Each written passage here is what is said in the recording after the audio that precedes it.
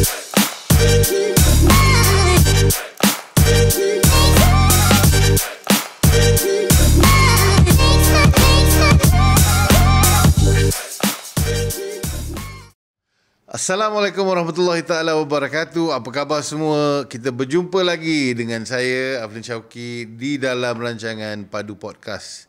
Kali ini tuan-tuan dan puan-puan, Padu Podcast kita kembali berjumpa dengan rakan-rakan kita di PDRM. Dan hari ini kita bersama ASP Rastam Afandi Muhammad Ramli, Ketua Bahagian Siasatan Jenayah Komersial Putrajaya. Assalamualaikum. Apa khabar? Waalaikumsalam, Datuk. Terima kasih kerana berjemput saya ke podcast Padu Podcast ni. Ya, saya memang semenjak kita jumpa hari tu, Ya tu. saya memang ni nak kena panggil ni pasal rasa orang ni banyak benda yang boleh kongsi dengan kita. InsyaAllah, Datuk. Kita berkongsi ilmu, kita berkongsi pengalaman untuk awareness semua sekali. Dan kebaikan masyarakat juga, pasal kita nak masyarakat tahu pasal benda ni dan kita nak juga masyarakat berhati-hati. Dan pasal yang paling bestnya tuan, ramai ingat dia tak boleh kena. Betul, Datuk. Kan? Dia rasa dia tak boleh kena. Betul. Termasuklah orang macam saya. Saya pun cakap, aku ni, yelah aku ada pergi sekolah, aku ada, takkanlah aku kena. Padahal lepas tu kita cek, ramai yang pergi sekolah pun kena. Doktor, cikgu, semua kena, kan? Betul. Itu nanti kita akan rungkai dalam perbualan kita. Tapi boleh tuan cerita sikit tentang skop kerja di bahagian komersial ni? Okey, Datuk.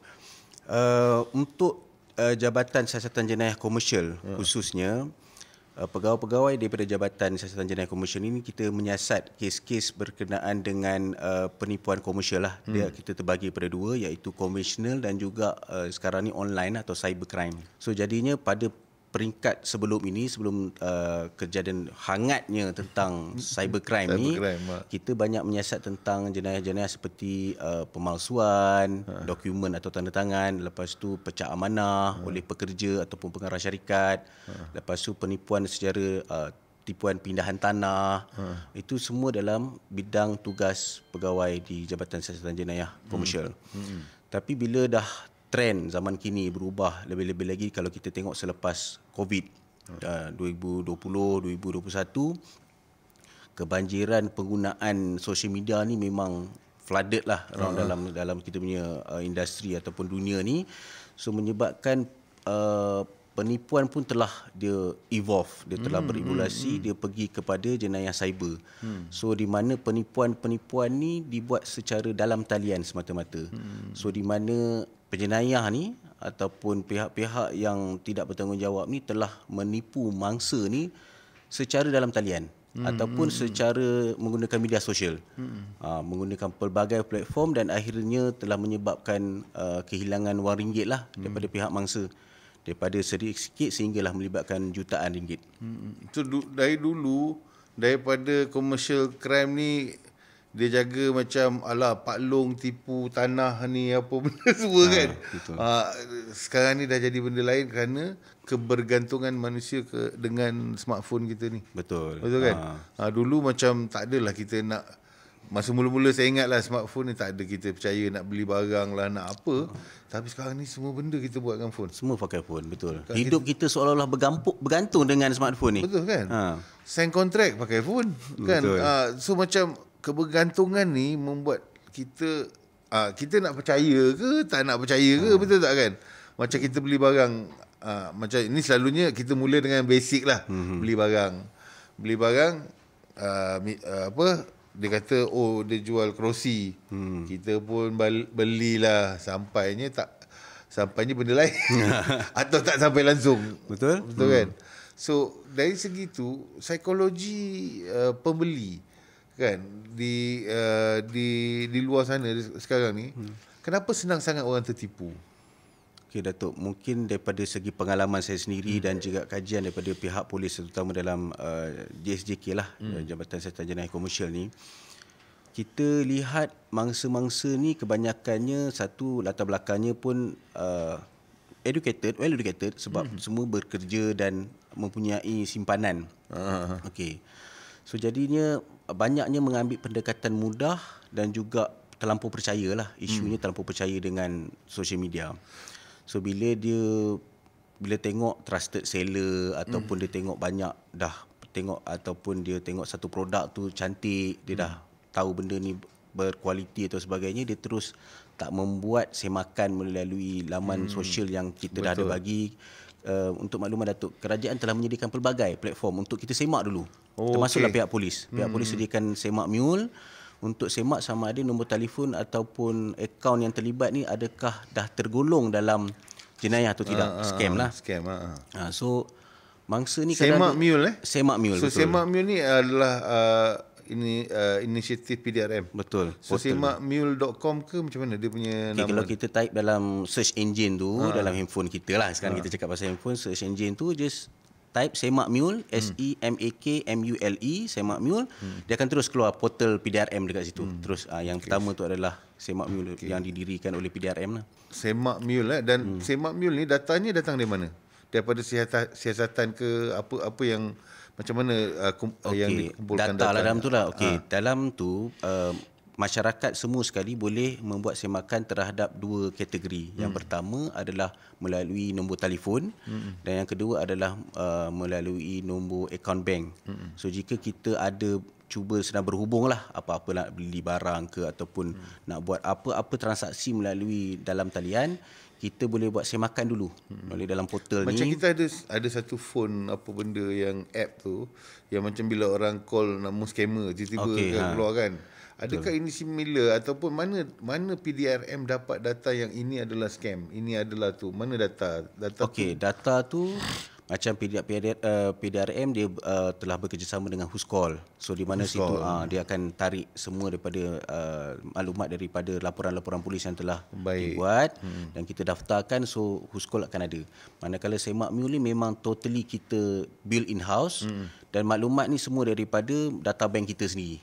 So jika kalau nombor telefon atau nombor akaun bank tu telah didaftarkan dalam sistem kita dalam laporan polis yang telah dibuat, jadi benda tu akan dipamerkan berapa banyak dah laporan polis dibuat dan sebagainya. Saya ada satu soalan panas ni. Ya, Datuk. Jangan terkejut. Tapi tak, soalan ni biasa yang saya dengar. Kebanyakan, adakah you bagi tahu saya betul ke tak betul? Okey. Kebanyakan kes-kes scam susah nak didakwa. Adakah ianya betul atau tak betul? Okey, Datuk, kita akan lihat daripada segi siasatan dan pendakwaan. Baik. Okey, kita akan tengok semua bukti-bukti dan keterangan yang ada. Okey, apabila kita satu pengadu atau mangsa membuat laporan polis, okey, kita akan dapatkan maklumat yang ada pada dia. So bila dia bagi nombor telefon atau nombor akaun bank yang terlibat, kita akan mulakan siasatan dari situ, siapakah pemilik nombor telefon dan akaun tersebut. So siasatan tu akan tengok berkembang atau tidak. Tapi sekurang-kurangnya nombor telefon dan nombor akaun telah diperoleh, kita boleh narrow down kepada pemilik akaun tersebut. So kita akan membuat tangkapan, susulan dan buat tangkapan dan kita akan follow up lagi. So ada kes-kes di mana kita melalui risikan maklumat dan risikan kita, kita berjaya menyerbu ke premis-premis yang menjalan pusat-pusat penipuan ni. So bila kita tangkap skamer-skamer ni, kita akan dapatlah dekat situ ada nombor telefon, akaun, maklumat yang kita ada. So kita akan hantar buat siasatan selanjutnya dan ada tak melibatkan mangsa-mangsa yang telah membuat laporan polis. So kita akan tengok benda ni, maklumat semua ada, kita akan buat. Jika tidak ada, kita akan nasihatkan mangsa tersebut untuk membuat laporan polis. So dekat situ kita ada mangsa dan juga suspek. So dekat situ kita untuk completekan elemen perdayaan. Elemen perdayaan ni adalah melibatkan kerugian salah dan kehilangan salah. Itu penting. So apabila kita fulfill elemen ni, kan, kita bergantung pada section kesalahan. Cukuplah rencah-rencah dia. Betul lah tu. So macam rencah-rencah kita dah masuk, cukup garam, cukup gula, cukup asam jawa semua, barulah pihak pendakwaan akan bersetuju untuk melakukan pendakwaan. So saya tak boleh nak cakap kata setiap kes tu susah sangat ataupun senang sangat, itu bergantung. Sebab semua maklumat-maklumat ni berdasarkan daripada mangsa tu sendiri. Dan juga daripada maklumat dari risikan pihak polis kita untuk follow up kes tersebut dan akhirnya akan melaksanakan tangkapan dan seterusnya lah, sitaan, rampasan barang-barang dan seterusnya. Apa yang saya perasan, pasal saya ada buat sedikit penyelidikan juga tentang scam ni. Scam ni dia daripada yang paling simple kepada yang paling licik. Maknanya licik ni dia faham undang-undang. Maknanya dia tahu macam mana aku tak boleh kena didakwa pasal aku buat benda ni macam ni. Contohnya adalah orang yang scam tu adalah bukan yang terima duit. Okey. Kan maknanya yang terima duit tu orang lain ataupun kalau direct account ke apa ke kan, yang membuatkan macam mana nak kita nak dakwa dia ni pasal tak ada dia punya hubung kait dia betul, kan. Betul ke tuan? Betul. Macam tu. Okey, Datuk, dalam akta kita gunakan banyak polis ni kanun kesiksaan. Okey, di mana macam mana Datuk cakap tadi nak hubungkan antara pemilik akaun misalnya akaun bank tadi dengan sedikit-sedikit ni. Okey. Di mana apabila kita dapat linkkan daripada segi perbualan dia melalui apa-apalah platform perbualan, media sosial dan sebagainya, dan juga barang-barang yang telah dirampas, device dia, laptop, handphone, dia mesti ada berhubung dengan mangsa. Dekat situ kita akan kaitkan daripada segi siasatan. Keduanya, daripada segi apa yang dalam milikan dia tu, adakah benda ni menyalahi undang-undang. Contoh kalau dia memiliki telefon bimbit yang terlalu banyak, so dekat situ dia dah gagal, takkan semua dia punya kan. So atas tujuan apa, atas alasan apa dia mempunyai barang yang begitu banyak. So dalam satu section tu adalah gagal memberi keterangan yang munasabah. Atas alasan apa. So dekat situ katakan kita pergi lebih dalam lagi, di mana adakah barang-barang tu atau bahan-bahan tu digunakan untuk melakukan penipuan. Sebab ada kalanya bila kita membuat rampasan, kita berjaya kaitkan barang-barang yang kita rampas tu, seperti akaun bank ataupun buku nota dia ada catitan terhadap nama-nama mangsa dan sebagainya, kita akan gunakan bukti-bukti yang ada untuk implicate atau sabitkan dia orang ni dengan jenayah-jenayah yang ada. Dan jika tak dapat, kalau kata contoh yang section yang paling besar, tapi all way kita menjalankan siasatan tu, ada section-section di antara tu. Contohnya pakat jahat jenayah. Dia hukuman dia separuh daripada kesalahan yang asal. So tetap akan dikenakan hukuman. Jadi pihak pegawai penyiasat dia akan linkkanlah apa yang kita ada ni. Selagi lagi banyak maklumat yang kita ada, lagi kita melalui risikan, lepas tu keterangan yang ada bukti, lagi mudahlah kita dapat link nak sabitkan yang terlibat ni. Okey. Kita kembali kepada kenapa benda ni boleh berlaku. Kenapa contohnya dalam ramai-ramai orang yang ingat diri dia pandai pergi sekolah, aku ni doktor, aku ni siapa, dia orang semua boleh kena tipu juga. Kan. Dan kadang-kadang saya terfikir kadang-kadang dia orang tahu yang dia scammer ni dia orang pun bijak pasal dia dah buat kerja ni lama kan. Betul. Dia tahu yang kau ni ingat kau pandai. So dia akan dia akan make sure dia bakar line you macam you ni bijak, supaya you rasa macam teruja yang aku ni memang bijak. Last you join lah, katalah apa-apa. Terperangkap kan. Betul. So macam-macam cara kan dia orang. So macam saya rasa dia bukan satu cara aja yang scammer ni nak attack orang. Kan kadang mungkin pada orang yang lebih macam simple ke apa ke, katalah orang-orang yang dah pencen, mungkin cara dia lain pula. Tapi kalau tiba-tiba dia borak dengan orang macam ni pula kan. Tapi ini adalah dan juga ada yang random kan. Yang random ni yang call tu kan, kadang-kadang call polis, call apa semua kan. So kenapa dia orang ni boleh sampai termakan ni? Itu yang pasal polis pun ada duk cakap, pasal kita duk cakap pasal scam ni, tapi sampailah ni memang ada lagi orang terkena, betul tak? Betul. So apa yang melalui kadang-kadang apabila mangsa buat saya interview, kita buat temu bual, kita rakam percakapan, apa yang kita dapat daripada mangsa-mangsa ni, daripada segi profesional ni. Bidang profesional ni Datuk cakap tadi, doktor dan sebagainya, ada ni engineer lah, apa semua ni hebat-hebat ni. Ada yang daripada golongan pendidik, guru-guru pun ada. So ada golongan yang kerani-kerani, semua ada. Kerja swasta, kerajaan, semua ada. Penganggur, pelajar, semua ada. Okey, apabila kita temu bual dia orang, kita dapatkan macam mana sehingga boleh dia orang boleh terpedaya atau terperangkap dengan dia punya tipu helah. Okey, so kita ni, setiap manusia ada soft spot, kita ada kelemahan masing-masing, kekuatan masing-masing. So kadang-kadang kalau kita pergi kepada yang profession yang lebih, kerjaya yang lebih hebat-hebat, okey, golongan-golongan macam ni mungkin kurang ditipu, dipedaya, tetapi duit dia banyak, jumlah sekali kena tipu besar. Sekali kena terduduk. So bila dia orang ni dalam kehidupan profession dia orang mungkin terlampau sibuk sehingga tahu dunia dia orang je. Dalam dunia dia orang, kerja dia orang saja. So, kurang bergaul. Sebab kita perlu bersosial. Nowadays orang semua device, handphone, kadang-kadang anak-anak pun sekarang tengok handphone. Dia tak ada macam dulu yang kita lepak, bersembang dekat kedai mamak ke mana ke, kita dapat bertukar-tukar informasi dan maklumat ni. So, diorang akan kurang terdedah dengan trend-trend terkini. Mungkin dia orang tahu, mungkin dah 6 bulannya yang trend yang 6 bulan sebelum setahun yang lepas. So, dia orang mungkin tahu, dan juga kadang-kadang yang lebih bertanya-tanya kadang-kadang, adakah maklumat kita ni, data kita ni terdedah? Okey, dalam kita berbual dengan pihak scammer ni, kita berbual, kadang-kadang kita tanpa sedar kita telah mendedahkan maklumat diri kita. Contohnya, kita tinggal dengan siapa, dah kahwin ke belum, berapa anak, kerja apa. Kadang-kadang dia bagi maklumat nama je. Nama pun kadang-kadang bukan nama penuh. Nama siapa? Rastam ke ni? Saya panggilan daripada sekian-sekian-sekian. Saya nak mengesahkan, boleh bacakan nombor IC. Kita yang baca nombor IC. Okey, saya nak sahkan cik ada tinggal dekat sekian-sekian. Dia main tembak je, main teka je. Oh tak, saya dah pindah, saya duduk kat sekian-sekian. Kita yang memberi. Okey. So dekat sinilah tanpa sedar kita memberi maklumat kepada pihak scammer ni. Sedangkan kalau kata pihak swasta ataupun pihak kerajaan nak berhubung dengan kita melalui dalam talian, kita hanya memberitahukan sedikit senario dan minta datang ke pejabat rasmi untuk kita nak berurusan. Tidak ada nak berurusan melalui panggilan telefon.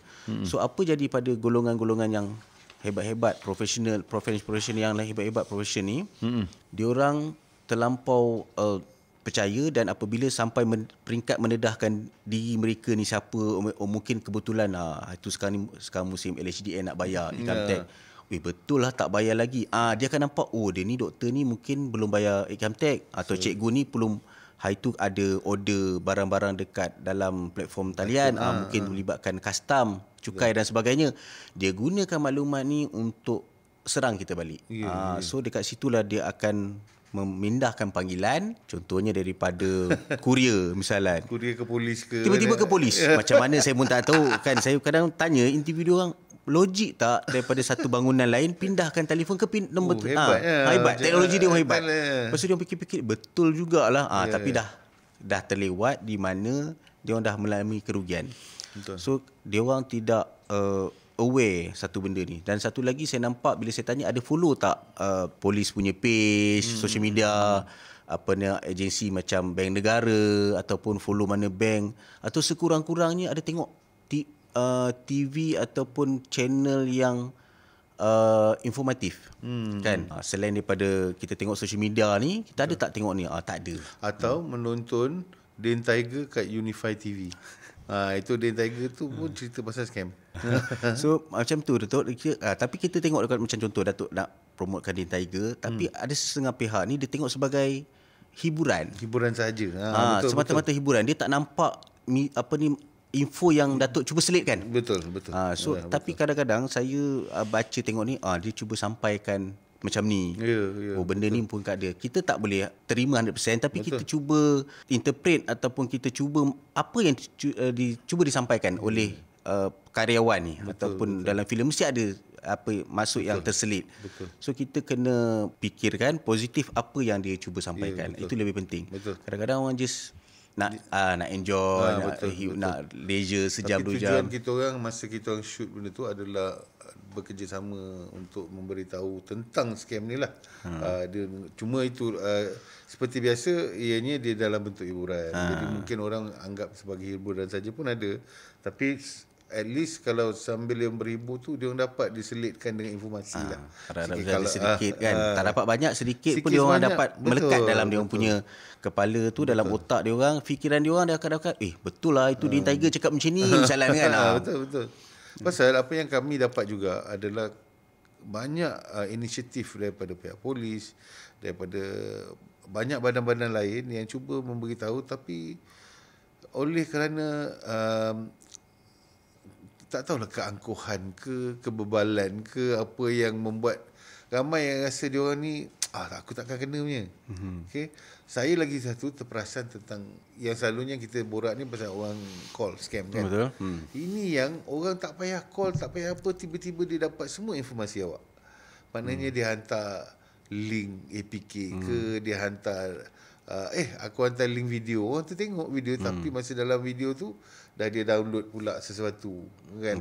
Pasal inilah kejahatan teknologi ni yang kita tak nampak. Kita orang-orang yang simple, ada orang hantar video mai kita, kad kahwin, kita nak download kan APK. Boleh cerita sikit pasal benda ni? Datuk, ini kita cerita pasal malware atau perisian hasad. Bahasa Melayunya perisian hasad. Perisian hasad. Okey. Malware kan. Okey, kadang-kadang kita terima link atau APK file melalui apa-apa platform lah dan kita klik. Okay. Boleh terangkan sikit pada penonton APK file ni apa? Okey, APK file basically dia stand for Android Package Kit. Dia akan serang kepada telefon-telefon Android lah terutamanya. Manakala untuk pengguna iPhone ni iOS dia berbeza. So dia ada cara macam kita download apa-apa perisian. Kita dapat satu URL atau link tu kita tekan dan kitalah yang bertanggungjawab untuk allow benda ni untuk dimasukkan di download ke dalam handphone kita. Betul.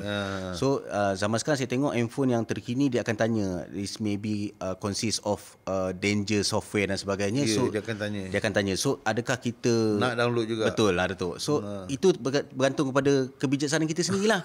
So apa yang malware-malware ni akan dapat bergantung kepada programmer yang membuat perisian hasad ni. Okay, kalau dia just nak copy nombor telefon lah. Kalau dia nak copy gallery, picture semua dia akan gallery. So lebih ada yang saya nampak tu yang sophisticated lah, yang dia boleh clone phone boleh ni. Betul kan? Memang ada, saya pernah jumpa dia akan clone one to one. So dia boleh, ada yang masa tu take over platform kita. Take over sebab kita dah secara tanpa sedar kita allow dia. Sebab ada setengah mangsa kat saya tanya, dia memberi security code terhadap platform tu, dia serah kepada pihak ketiga dan akhirnya pihak tak bertanggungjawab atau scammer ni telah menggunakan dia ni sebagai watak menyamar dan membuat penipuan kepada orang lain. So apa yang kita patut buat selepas berlakunya benda ni, kita boleh uninstall balik perisian ni dan kalau boleh kita download lah software antivirus. So dia boleh scare di mana virus-virus yang ada dalam handphone kita ni. So kadang-kadang kita macam Datuk kata tadi ada terima RSVP untuk jemputan kahwin. Yang ini saya cuba terangkan kepada mangsa-mangsa ataupun orang di luar sana. Sebab itulah humanizing ataupun kita kena ada human touch. Sebab saya pernah ada jumpa satu mangsa ni, dia mengatakan Pak Long dia nak buat kenduri anak dia. Bermakna sepupu dia nak kahwin. Saya cakap tak ada dalam grup ke mana-mana Pak Long announce nak kahwin anak dia. Kan? Dan sebagainya tu takkan tak bersembang dengan sepupu-sepupu. Kau nak kahwin tak beritahu aku pun. Tiba-tiba Pak Long dia bagi mesej katakan, nanti nak jemput kahwin ni. Lepas tu boleh klik untuk link ni dan allow dan sekian-sekiannya masukkan sekian-sekian. Dia pun Pak Long ni boleh isi. Sedangkan dia boleh je Pak Long ni dah tak ada ataupun Pak Long ni anak dia semua dah kahwin. Takkanlah sepupu kita tak kenal. Ini saya dapati daripada mangsa sebenar sendiri. Dia terlampau percaya apabila berjemputan kahwin. Bila dia bagi, dia klik dan terus mendapatlah perisian hasad ni. So itu yang berhati-hati apabila kita tak buat counter check dulu. Betul. Kalau dulu senang dah tu pakai kad nak kena bagi beli stamp, post dan sebagainya, jemput. Kita pergi ke physical kita jumpa. So orang nak kahwinkan anak dan sebagainya. Zaman sekarang ni semua hantar through social media je ataupun jemput dekat dalam social media, WhatsApp dan sebagainya, chat room mana-mana masukkan dan orang pergi dan terperdayalah klik link ni. So nasihat tuan pada orang di luar ni yang tiba-tiba dia orang dapat, macam mana kita nak pastikan benda ni? Macam contohnya lah, kalau nombor telefon orang call, kita boleh pergi check dekat apa tu, Semak Mule tu kan. Ni bila orang hantar benda ni dan dia selalu dia boleh target kita lah. Contohnya lah, kita ni kadang-kadang dia hantar kat kita ni pula tengah sibuk cari ubat kuat lelaki. Tiba-tiba dia hantar video macam berkenaan dengan apa, kita pun download. Pasal dia kena dengan apa yang kita cari lah. Contoh obat gitu. Yang macam hari tu yang tengah panas hari tu, cerita dia pasal pencuci rumah. Betul tak? Kan maknanya you download ni dapat package pencuci rumah yang murah. Padahal apa yang dia orang dapat bila download tu, tiba-tiba dia orang clone you punya phone. And then dia boleh tengok, kalau you buka account you, dia boleh baca dah nombor account, nombor semua tu kan. Faham? Datuk, dekat sini zaman sekarang ni sejak beberapa tahun kebelakang ni kita banyak guna AI. AI dia telah kenalkan, artificial intelligence. So diam tak diam, tahu tak tahu, semua telefon kita ni ataupun device kita ni mempunyai AI function. Ya, betul. Dia belajar daripada kita. So basically dia mirror kepada kita. Ya, betul. Okey, kalau kata macam saya percaya Datuk dengan saya ni level-level baca tengok ceramah agama, tengok sukan. So handphone kita akan mirror kita. Macam tu. Tapi jikalau pengguna telefon tu sendiri yang suka tengok, contohnya macam Datuk cakap ubat, dia akan generally mungkin dia nak cari ubat kencing manis atau ubat serangan jantung dan sebagainya, tapi dia akan handphone kita ni, AI ni akan baca, dia nak kita cari berkenaan dengan artikel-artikel, post-post berkenaan dengan ubat. Termasuklah ubat macam-macam dia akan keluar. So kalau kata kita cari contohnya pelaburan, dia akan masukkan, flagkan kita punya info tu tentang pelaburan. Kalau yang baik, yang betul dan juga yang tak betul. Betul. Kalau kita cari berkenaan dengan kita nak beli kenderaan misalnya, kereta, dia akan floodkan maklumat tu dengan kenderaan. So itulah itu yang pelik kadang-kadang kita cakap je kan, kita cakap tapi phone ni dengar. Betul. Kan kita cakap je pasal aku sakit belakang lah, pam tempat untuk mengurut ke apa ke tiba-tiba ada, ataupun apa mesin nak urut belakang ke apa keluar.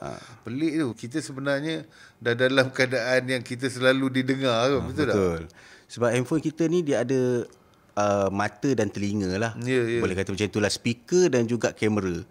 Dia ada mikrofon juga, di mana mikrofon ni akan capture. Kita tengah bersembang ni, kalau Datuk tak offkan function mikrofon tu untuk dia mendengar di luar aktiviti platform tersebut, dia akan mendengar apa kita cakap. Nanti Datuk buka platform tersebut, dia akan keluar lah podcast, dia akan keluar dan sebagainya. So kita kena menjadi pengguna bijak untuk matikan apa perlunya kita nak bagi handphone kita mendengar. Betul. So dia ada function tu, dia ada mikrofon, dan kita kena matikan dalam platform berkenaan di mana function tu tidak digunakan semasa di luar aktiviti. So kita kena off. Betul tuan, masalahnya ialah dengan berjuta orang beli handphone, smartphone ni, yang kebanyakannya baru dapat duit beli smartphone, dia bukannya reti nak cari tempat function ni. Saya pun nak cari function, nak tutup mikrofon pun kadang-kadang nak kena pergi buka YouTube dulu, belajar kan, ada benda macam tu kan. So memang dia orang tahu nak perangkap kita macam mana lah. Dengan mungkin kita punya naif tentang teknologi, mungkin naif apa, dia orang mengejarkan itu untuk keuntungan dia orang kan. Itu yang menjadi permasalahan kita sekarang ni. Dan mungkin sini ada sedikit statistik ini kes penipuan membabitkan pelaburan tidak wujud. Merekodkan peningkatan dengan kerugian dialami mangsa mencecah 850 juta sepanjang tahun lalu. Dan ia sebahagian daripada 3.1 bilion nilai kerugian direkodkan akibat jenayah komersial di seluruh negara sepanjang 2024. Apa yang tuan boleh rungkaikan mengenai statistik ni? Ini maknanya benda ni besar tuan. Kan ini bukan kecil anak punya hal lah ni. Ini orang memang betul lah ada kes sampai orang bunuh diri lah, apalah pasal hilang segala-galanya. Dia depress satu mangsa, dia depress. Kalau yang macam ini baru 10,000 punya boleh. Ini kadang-kadang life saving habis semua. Betul. Okey, macam ni Datuk, untuk kes-kes tipu pelaburan tidak wujud ni, apa yang pihak polis, pihak commercial crime lah terutamanya, kita dapat rungkaikan apabila kita interview, kita dapat selidiki di mana beberapa ciri pelaburan tidak wujud ni memerangkap mangsa-mangsa. Okey, yang ciri pertama dia adalah tidak ada risiko. Maknanya confirm lah dapat untung. Betul. Masuk ini antara ciri-ciri dia. Okay. Dengar tuan-tuan dan puan, ini penting ni. Yang kedua, menjanjikan keuntungan yang singkat. Masuk dalam masa singkat. 12 jam dapat, 24 jam dapat. Dan keuntungannya yang ketiganya adalah keuntungannya tak munasabah. Masuk 1,000 dapat 10,000 dalam tempoh 24 jam. Okey, so dekat situ kita dah trigger. Tidak ada satu pun pelaburan yang kita tengok yang diwartakan oleh pihak kerajaan di mana keuntungan boleh dapat dalam masa singkat. Persen dia macam tu sekali, dia punya tinggi. Sedangkan dia makan at least 6 bulan kalau fixed deposit ke kan, mesti 6 bulan ke setahun. Betul. So itu ciri-ciri yang ketiga. Itu pun kita tahu persen dia berapa, lebih kurang. Dia pun anggar saja. Dia tak berani nak letak average. Cuma prestasi tahun-tahun kebelakangan antara contohnya 5 ke 7%. Itu saja dia bagi anggaran. Dia tak ada cakap spesifik. Tapi sedangkan tipu-tipu pelaburan ni dia bagi keuntungan tu spesifik. Masuk 100 untung 1,000. Lepas tu masuk 1,000 untung 10,000 dan seterusnya. So kenapa benda ni berlaku? Orang ni berminat, satulah nak menambah menjana. Dan sekarang pula dia tambah pula Islamic punya terms, elemen syariah betul. compliance tu. So lagilah orang-orang yang setengah senja-senja ni kan.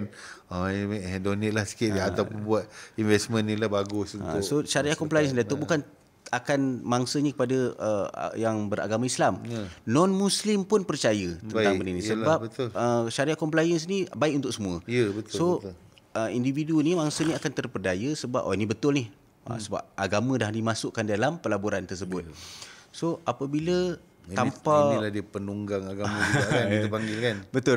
So bila kita mangsa ni terlampau eager, dia terlampau nak sangat duit keuntungan tu tanpa dia buat semakan terhadap platform-platform polis ke, bank negara ke, atau agensi berkaitan, Suruhanjaya Security, banyak platform kita boleh semak di mana adakah pelaburan tu wujud atau tidak. Okey, yang pertama.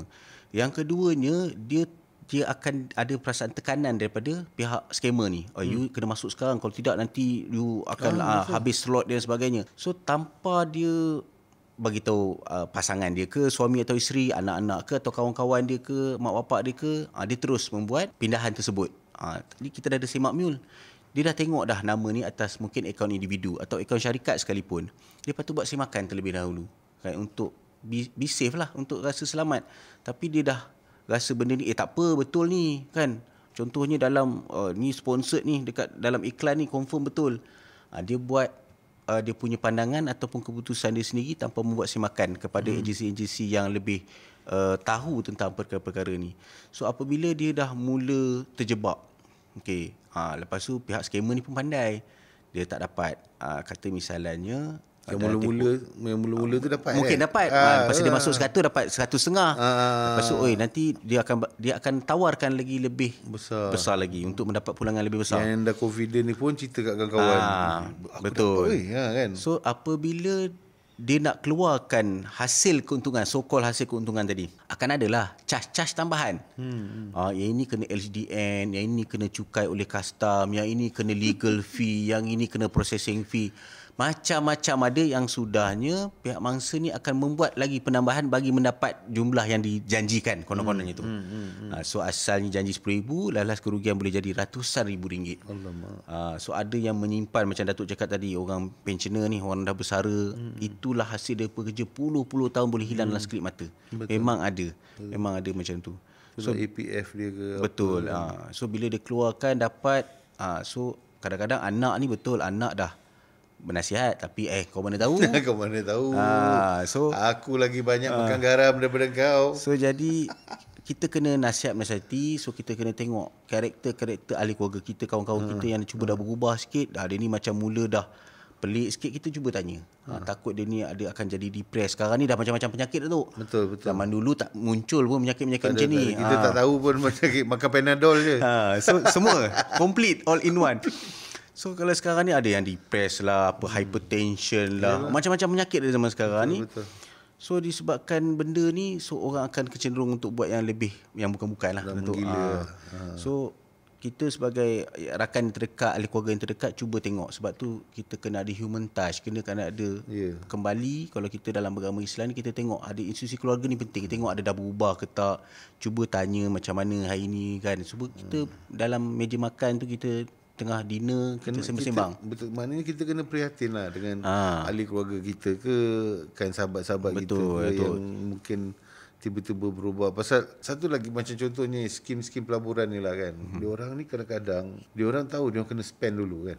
Tiba-tiba dah ada duta, dah ada dia ni, dia ni artis ni pun main contohnya kan. So diorang artis pun, diorang present ke artis macam ni yang lain keuntungan, dia present lain, dia present dekat ni orang lain, dia gunakan video short-short yang menarik betul. untuk cuba menipu lah. Itu yang kadang-kadang kita ada tengok juga tu, yang artis-artis terbabit. Artis ni tuan-tuan dan puan-puan, kita mencari pekerjaan dari segi macam kalau orang nak bagi endorsement ataupun duta, jadi duta lah. Duta. Selalunya orang menggunakan artis sebagai duta, tapi kadang-kadang dia orang menggunakan untuk benda yang salah juga. So kadang-kadang artis pun tak tahu. Dia jadi duta, dia sign jadi duta, tiba-tiba macam baru-baru ni lah ada kes yang kita dengar tu kan. Itu pun mungkin antara kes-kes yang begitu. Sekarang ni dalam nak mensahihkan, pasal contohnya kadang-kadang juga kita tengok dia orang pakai nama Datuk ni dan kita pun macam Datuk ni masuk, Datuk ni nak bagi kita confident kan, and then artis ni ada kan. Contohnya macam dulu saya ingat ada satu produk yang nampak macam MLM tapi artis yang champion, jadi ramai yang masuk, ramai kawan-kawan artis pun masuk pasal artis masuk kan. Tak jadi apa. So macam mana kita nak tahu, dan macam mana PDRM boleh membantu kita memastikan yang pelaburan yang kita masuk tu selamat ke tak selamat? Okey Datuk, kita akan tengok apabila kita nak melabur sesuatu bidang ataupun sesuatu kita projek panggil projek ke ataupun saham dan sebagainya. Okey, first kali di bawah Akta Perkhidmatan Kewangan. Kita kena set base dulu Datuk. Tidak ada mana-mana individu ataupun institusi yang dibenarkan untuk mengutip deposit tanpa kebenaran. Baik. Okey, siapa yang boleh mengutip deposit? Institusi kewangan macam bank-bank, lepas tu insurans, koperasi, boleh mengutip daripada orang awam deposit. Okey. Tidak dia boleh jatuhkan kesalahan di bawah Seksyen 137 Akta Perkhidmatan Kewangan, di mana mengambil deposit tanpa kebenaran atau kelulusan. Dia orang ada lesen kan? Kena ada kebenaran daripada agensi macam bank negara, ataupun tengok ada yang part bank negara pegang, ada part Suruhanjaya Security pegang. Baik. Kita sebagai pengguna, kita sebagai rakyat, kita kena lihat, kita kena bijak. Pelaburan ni berkonsepkan apa? Contohnya berkonsepkan komoditi misalan, ataupun berkonsepkan pengkongsian masa, ataupun berkonsepkan dalam perniagaan misalnya. Konsep-konsep macam ni perlu dirujuk kepada pihak Bank Negara Malaysia, di mana Bank Negara Malaysia akan ada list di mana syarikat mana yang dibenarkan membuat pelaburan sebegini. So kita boleh semak dalam sekarang ni di hujung jari lah tu, kita guna handphone, kita pakai Google je, masuk dalam bank negara, masuk type je entiti berkenaan. Kalau kata melibatkan capital market, saham dan juga seperti aset-aset digital, yang itu ke bahagian Suruhanjaya Security. Itu kita boleh semak dekat situ. Kalau nak semak dua-dua pun tak ada masalah, kita semak je. Semak je kan? Semak je. So bila kita semak dalam tu, kita akan dapat apa-apa kriteria yang perlu dipenuhi oleh agensi ataupun entiti yang nak buat apa-apa jenis pelaburan. So tak bermakna kalau kata satu artis yang dah famous, dia jadi spokesperson, kadang-kadang sedikit yang di belakangnya atau individu yang bertanggungjawab tu dia telah present yang salah. Dia present yang menarik-menarik je. Yalah. So bila kita tengok ni, ni okey ni, betul ni. So boleh dapat keuntungan, cara dia present pun cantik, pusingan modal, keuntungan dan sebagainya nampak legit. So orang pun berbusu-busu nak join. Okey, apa jadi kita banyak benda ni kita panggil money game lah, duit bayar duit akan tumpang-tumpang, lalas yang belakang-belakang ni akan semua ketika hangus lah. Okey, so kita tengok memang pada peringkat awal mungkin skim-skim ni akan dapat dulu sebab nak menarik lebih banyak lagi. Kan menarik pelabur-pelabur yang akhirnya dia dah lebur lah duit dia ni. So dia masuk sampai satu peringkat dia dah tak boleh nak cover balik apa yang dah sumbangan, contoh caruman diberi oleh pelabur-pelabur ni, dan dia tak dapat pulangan atas alasan masalah teknikal syarikat lah, itulah, tiba-tiba macam-macam lah alasan lah diberi. Masa tu sistem dia dah collapse lah. Collapse lah, programmer lagi lah, kan apa, kita punya website masalah dalam maintenance. Itu ciri-ciri lah maintenance je tu, standby lah tu. So apabila dia telah mempamerkan satu benda-benda macam tu, kita memang bertanggungjawab nak semak dah tadi. Okey, kita jangan terlampau terburu-buru. Kawan kita masuk, kita pun join. Nanti kita jumpa, pasal engkau lah bergaduh ni sama-sama kawan atau ahli keluarga ni, pasal engkau lah aku join benda ni. Aku suruh kau tengok je, kau masuk siapa suruh. So dah bergaduh, menyebabkan hubungan tu dah mungkin menjadi renggang. So kita perlu semak pelaburan ni apa yang telah diwartakan oleh pihak kerajaan. Jika pelaburan itu melibatkan di luar negara, pihak kerajaan biasanya akan minta kita semak terlebih dengan entiti tersebut. Sebab adakah entiti tersebut boleh menjalankan aktiviti dia di luar daripada kawasan yang dibenarkan. Contohnya pelaburan dalam Malaysia ni, kebanyakannya Malaysia lah. Contohnya kalau kita melibatkan pelaburan tu di luar negara, kita tengok sebab dia pun ada badan yang mengawal selia entiti tersebut. Adakah kita boleh dia boleh menawarkan kepada Malaysia misalnya, rakyat Malaysia di Malaysia ni. Sebab bimbang kalau kita join juga benda tu, takut kita tak dilindungi oleh undang-undang dia. Sebab mungkin dekat negara dia terima, tapi apabila melibatkan pelaburan negara, dia cakap ni tak accept, cakap benda ni ada high risk high return, ada dia punya risiko-risiko tertentu.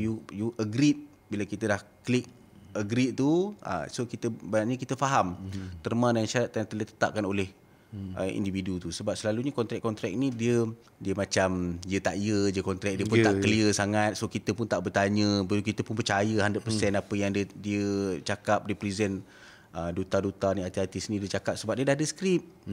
Kan? Dan bila dia tanya lebih-lebih pun dia pun tak tahu. Dia kena tanyalah nanti yang ni akan dijawab oleh sekian-sekian. Tapi benda ni dah ada skrip. So bila dah ada skrip ni dia jawab part yang dia tahu. Apa yang dia tahu je. Apa yang ada kat skrip tu je lah. Betul. So bila dia sebahagian je tahu, dia yalah macam Datuk cakap, dia nak cari job, kan, nak cari rezeki, nak apa semua, itu bidang masing-masing dan itu cara artis nak mencari rezeki. So tapi dia pun mungkin dah misrepresentation, telah disalah lead kan, salah maklumat, dia yalah dibaca itu je, so dia present tu je. So akhirnya telah disalahgunakan oleh pihak yang tak bertanggungjawab. So kita ni memang kena celik sangat-sangat sebab nama pun smartphone tu. Bila smartphone, adakah kita ni cukup smart untuk dapatkan phone tu? So kadang-kadang tu hati-hati tu. Tuan mesti dah jumpa scammer banyak dalam kerja tuan kan. Pernah berborak dengan diorang? Pernah tu. Okey. Selalunya apa motivasi diorang jadi scammer ni? Apa motivasi dia? Okey, kalau dia yang beringkat bawah lah Datuk, kalau kata pemilik akaun, kita panggil mule account ni, selalunya dia orang nak menjana pendapatan lebih. Contohnya si Pulan ni dia mempunyai akaun yang tak digunakan. So sedikit ni offer dia. Bagi aku sebulan sewa 100. Okey, orang ni berminat lah. Deminya untuk mendapat pendapatan tambahan. Akhirnya dia pun kena tipu. Akaun dia gunakan untuk buat penipuan yang lain. Baik. Okey, apabila sebenarnya salah kan? Salah, betul. Kita tak boleh bagi akaun kita kepada sesiapa, betul? Betul. So menyebabkan satu kesalahan. Kriminal kan? Benda tu crime ke? Kriminal kan? Sebab apabila kita nak membuka satu akaun bank, kita ada terma dan syarat, terms and condition tu kita sign, kita setuju. Salah satu term dia adalah tidak boleh dibenarkan untuk kita bagi kepada pihak ketiga. Baik. So merupakan satu kesalahan. Termasuklah butir-butir perbankan kita lah, PIN ke, kita punya username, ID dan sebagainya. Tidak. Ini serius ni, pasal benda ni kadang-kadang orang tak perasan. Orang ingat aku nak bagi orang. Sebenarnya itu sendiri dah jadi kesalahan yang mungkin kita juga boleh didakwa pasal benda tu. Betul. Boleh didakwa juga. Okay. Lepas tu yang peringkat yang atas lagi, dah golongan-golongan yang menjalankan aktiviti macam call center misalnya, yang menjawab panggilan telefon, yang uruskan apa dia punya database dan sebagainya. Kadang-kadang dia orang ni pun ada yang tertipu. Ada yang tertipu, ada yang dah seronok pun jadi penipu. Dah seronok jadi Mulanya mungkin ditawarkan dengan kerja, database entry lah dekat dalam social media. Dia asalnya nak bekerja. Database entry 1,800, 2,000 dan sebagainya. Dia pun berminat daripada jauh-jauh datang. Tiba-tiba kena masuk dalam satu premis yang dikurung dan akhirnya, dan dia orang terpaksa membuat penipuan. Mula-mula tu tak rela. Ada setengah-setengah tu jadi rela pula. Sebab apabila pasal tengah duit. Bila dia pun dapat sebahagian komisen daripada situ. Betul. Apabila pihak polis terus menjalankan siasatan, kita dapatlah tangkap sampai ke atas dan seterus label ke atasnya. Sebenarnya dia orang ni memang bermotivasikan nak cari duit lah. Itu motivasi utama dia untuk membuat penipuan ni, sehingga dia pun dapat kaya raya. Tak kira lah orang di bawah bergolok, bergedai, pergi pajak, jual harta benda dan sebagainya. Tapi end of the day, dia nak fulfill dia punya kehidupan dia yang mewah. Dia terpaksa membuat penipuan. Nak kaya cepat lah, nak senang cepat. Nak senang. So cara dia menipu, dan benda ni sukar nak mendapat. Macam Datuk cakap tadi, macam ni kita nak link. Dekat situ kita akan linkkan hubungan antara di serendah-rendah mule account ni sehingga ke yang sedikit lah, yang di atas ni. Itu yang hari tu kita baru keluar berita yang baru diselamatkan 20 lebih orang yang kononnya dihantar pemerdagangan manusia. Dihantar ke luar negara lah, maknanya ke Thailand, ke Laos, ke Vietnam, ke mana-mana untuk diorang buat kerja scam ni kan. Betul. So bila diorang kata diselamatkan, pihak polis pula cerita daripada 20 lebih orang tu hanya 6 orang saja yang sebenarnya ditipu. Yang lebih-lebih tu macam ada yang dia sendiri yang mau mendagang manusia tu kan. So itu yang maknanya kadang-kadang ada NGO nak selamatkan apa benda ni semua pun kita kena tengok juga sebenarnya dia orang ni pergi dengan rela ke ataupun betul tak? Macam tu Datuk, macam saya cakap tadi, asalnya dia diberi tawaran untuk perniagaan baru dekat tempat baru, nak petik apple kadang-kadang harga tu dapat gaji yang cakap tak munasabahnya, bayar dalam currency dia orang pula tu. Kan kalau currency Malaysia pun dah cukup tinggi, apatah lagi currency dia orang. So bila dia sampai satu peringkat negara-negara luar ni, dia orang akan macam itulah, dia akan ditahan dan sebagainya untuk membuat penipuan di negara asal. So apabila kita membuat panggil artipsum lah pemandangan orang ni, pihak polis ni telah mendapat kerjasama daripada negara-negara berkenaan untuk bawa balik. Dan bila kita interview lah tu, ada yang mulanya tak rela, dia rela, ada yang betul-betul tak rela sebab diorang hidup di sana dalam kurungan, diorang terpaksa capai KPI yang telah ditetapkan. Kalau tidak, diorang akan dikenakan hukuman lah, pelbagai hukuman yang saya difahamkan lah. So tapi bila ada yang dah seronok buat kerja sebab dia pun dapat komisen daripada hasil penipuan tu, dia pun fikir, dia pun cakap kenapa saya susah nak pergi merompak orang, nak menyamu, nak ragut orang, sedangkan risiko tu tinggi. Sedangkan saya tipu ni, saya ikut sistem ni, saya buat je kan, bukan aku nak kena belajar benda baru, aku dah susah ada pun ikut je skrip, lepas tu lama-lama dah jadi mahir, lepas orang tak kenal pun siapa kita. Betul. So bila tak kenal, risiko untuk nak kena tangkap tu rendah. So dia boleh cakap, okey, kenapa jadi nak join tu, satulah duit dapat, kerja senang, duduk dalam rumah, ada aircon, semua tak payah susah nak kita nak berpeluh, nak keluar, semua dia cakap tak perlu. Ada yang suspek-suspek ni asalnya terpaksa dah jadi rela dah. Dah seronok pun ada. Betul. So sehingga peringkat macam tu. So macam dalam scam ni dia ada macam-macam kan. Dia ada love scam lah, apa scam. Adakah perjudian atas talian ni juga ada yang orang buat scam? Macam saya ada tengok satu movie ni lah, daripada China, yang No More Bets nama cerita dia kan. So cerita No More Bets ni dia berkait scam dengan Alung perjudian. Semua ada kan. Semua complete set. Betul. Dan yang bestnya pula, dia orang ni dia mula target orang yang berjudi, tapi yang lepas tu yang berjudi ni sampai bergolok bergadai sampai habis semua harta dia orang kan. So itu agak nampak kompleks lah dia punya sistem tu. So adakah benda-benda macam ni berlaku di sini, dan adakah perjudian online ni juga ada di Malaysia ni? Okay, Datuk. Untuk jenayah perjudian dalam talian atau kita panggil JOL lah, judi online ni, dia di bawah jurisdiction ataupun bidang kuasa Jabatan Siasatan Jenayah. Okey, itu jenayah.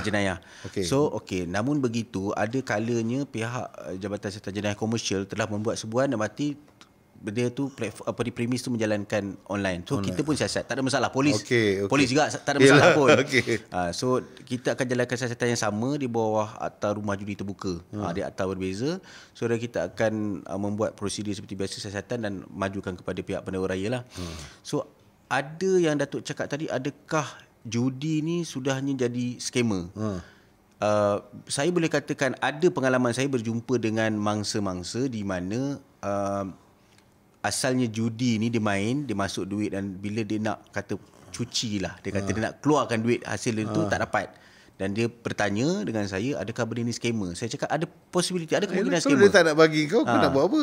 Kalau dia ni legit, dia memang dah salah melakukan atau menganjurkan perjudian, satu kesalahan. Tetapi yang ini ni dia tak bagi langsung. Mungkin ada sebabnya dia memberikan akaun-akaun peribadi milik orang lain. Bila saya tengok ada rekod pula, rekod-akaun bank tu. So bila saya tanya dia, okey, benda ni ada tak perlukan daftar macam mana dan sebagainya. Bila saya tengok ni memang platform tu dah tak ada dah. Selepas dia dah main benda tu dia dah kena block lah dan sebagainya. Benda tu dah tak ada. So saya cakap ni memang platform scammer lah. So sekarang ni diorang ni pun dah evolve. Bukan semata-mata jenayah tu scammer telefon nak offer barang untuk beli produk. Sekarang dia dah pergi ke judi pula. So judi ni dia tawarkan, so lepas tu bukan kata judi sekarang Datuk, nak menawarkan kadang-kadang daripada perkhidmatan seks melalui dalam talian pun ada.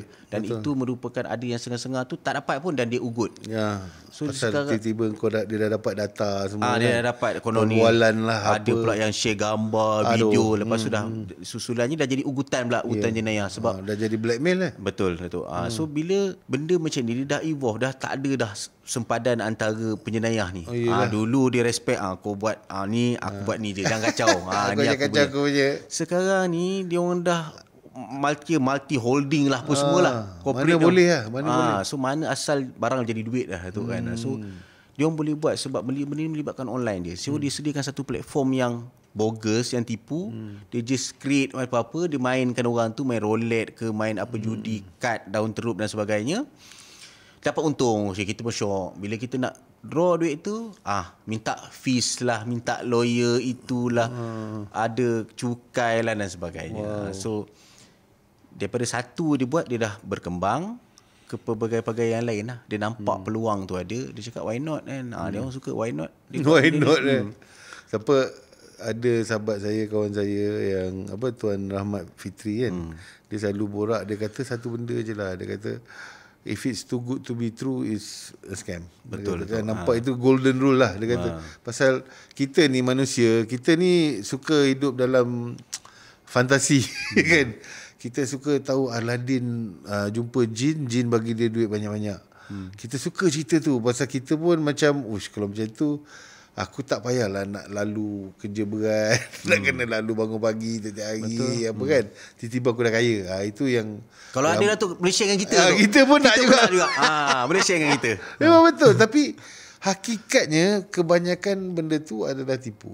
Betul tak? Kalau benda tu betul-betul dia kata benda ni macam tu lah, macam pelaburan tu kan. Masuk 100, malam ni dapat 5,000 contohnya kan. Benda tu macam apa bisnes kau buat yang malam boleh dapat 5,000, betul tak? Kadang-kadang kita buat bisnes pun kita fikir kan. Tapi bila dah 10 orang cakap betul Aflin, betul, ni betul, aku dah dapat lah, aku dah dapat. So kita pun dah mengeletis lah. Kita duit 1,000 tu ada kan. Ni duduk dalam bank pun tak jadi apa. Dia punya conversation tu dah bermula kan. Kadang-kadang kita yang psycho diri kita sendiri ni, daripada tak percaya, daripada yang kita ni intelligent, terus tak jadi tak intelligent kan. Aduh. So guys, thank you very much. Terima kasih banyak-banyak kerana menonton Padu Podcast kami minggu ini. Harapannya anda telah mendapat manfaat, dapatlah informasi sikit-sikit untuk anda bawa tidur ke, esok bawa berkongsi dengan kawan-kawan. So jika anda ada sesuatu menarik yang anda ingin tanyakan kepada kami ataupun untuk kami buat perbincangan di sini di Padu Podcast, hantar saja email kepada kami dan kami akan membawa ke hadapan topik-topik menarik yang anda mahukan. InsyaAllah jumpa lagi. Jangan lupa like dan subscribe channel kami Padu Podcast, dan kita jumpa lagi insyaAllah di minggu hadapan. Assalamualaikum warahmatullahi wabarakatuh. Terima kasih Tuan. Okay. Saya Datuk. Terima kasih.